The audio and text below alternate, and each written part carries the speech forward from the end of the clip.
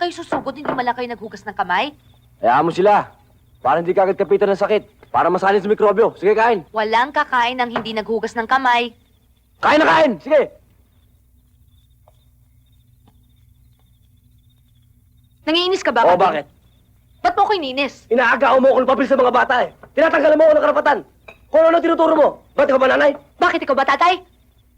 Hindi kita inaagawan ng papel sa kanila. Gusto ko lang ituro sa kanila kung anong tama. Eh ikaw, anong karapatan mo ituro sa kanilang mali? Gusto mo pa yata lumaki yung mga yan na walang modo eh. Ngayong magkakasama na tayong lahat sa bahay na ito, gagawin natin kung anong tama.